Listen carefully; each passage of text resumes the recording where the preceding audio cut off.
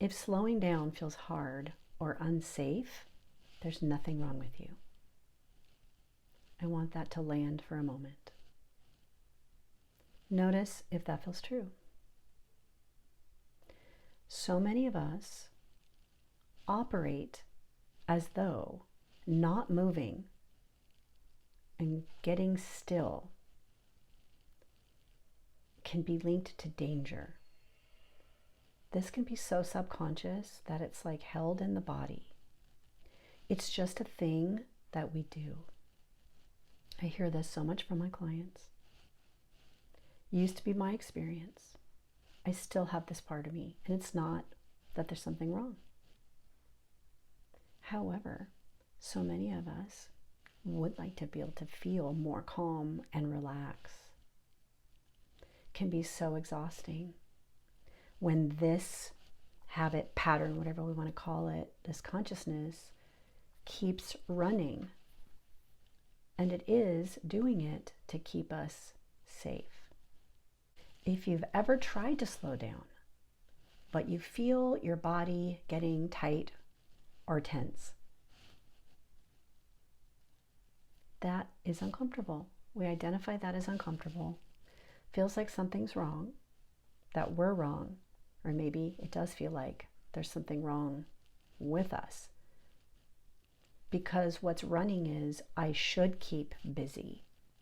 I should be doing. We can even have some conscious thoughts relative to our to-do list, accomplishing things.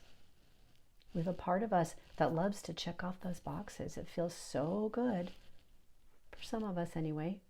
I hear it a lot. I've experienced it a lot myself.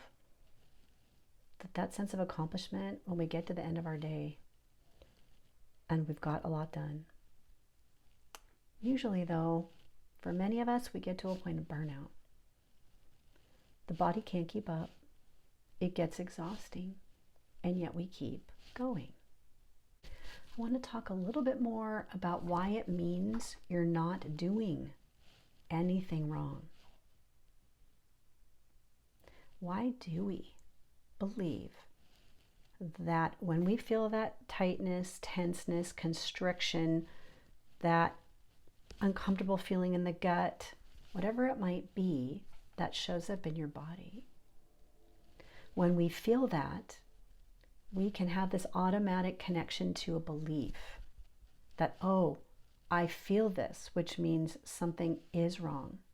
And if you tune into your beliefs, you can probably get an acknowledgement there that I shouldn't stop until whatever it is, I get these things done. And so many of us have a really, really long list. And what I learned the hard way, like so many of us, and when I say the hard way, that's not the wrong way. We'll learn through experience. We can push our body, ignoring its signs, until it's not functioning very well at some point, and then we have to stop.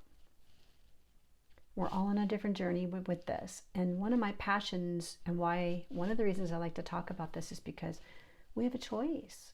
We can cultivate this to go in a way that we want, and not by trying to harness control over parts of us, but we have parts that are in opposition. And I invite people into a space, into the present moment, into presence, just calling in awareness, not trying to get calm. There's not a goal or a should that I say that we should get calm or be able to get calm. But what I find really amazing when we begin to become more aware of all these different parts of us and what's really here, what we're being told, what the intentions are that we're trying to accomplish, it expands our awareness. So we're not just on a default mode because one very strong, powerful part has its list and its agenda, and there's no questioning it. We want that part. All of these parts are lovely. They're all helping us. But when one takes over, and especially when it's one that's go, go, go, go, and not everybody has a level of energy to keep doing that. And that's okay. If it resonates, see if that's what you've always been taught or came to believe, probably at a pretty early age. And then we bring that into adulthood with this automatic sense of what we need to be doing, and there's a lot of shoulds. And all of it has lovely intentions of we just want to feel good. Accomplishments and achievements and working hard can feel so good. But do we really feel good once we have done the accomplishment, or are we moving on to the next thing?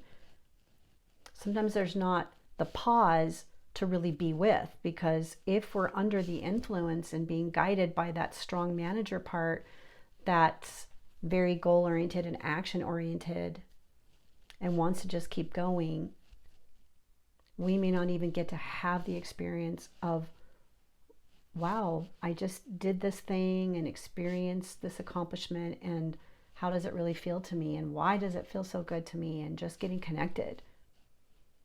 Without the connection, it becomes just an ongoing for, often weeks, months, or years. And then we're not feeling good because the body's exhausted and actually very stressed and not in a peaceful, joyful state. And I believe we're here for all of it. You're doing nothing wrong if you're living your life, if this resonates for you. But if you're here listening at this point now, you want to experience more along the lines of calm, peaceful, maybe relaxation, joy, fun. Are we having fun? So when we live from the beliefs and shoulds of parts that want to keep us going,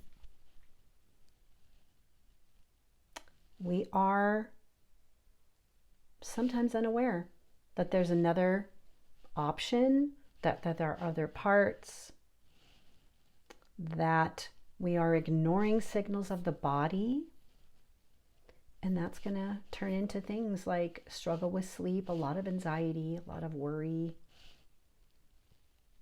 So if this resonates, I invite you to continue tuning in to what I intend to be just an offering of a type of conversation, sharing things that I've learned on my journey and in helping others. And at the core, there's nothing wrong with us. We just believe that there is, which becomes our truth in a way, but they're not facts. There's so much more here for us that we can experience, but we don't get there by pushing and striving. We get there through honoring what's here. Thank you so much for listening, and I'll see you in the next video.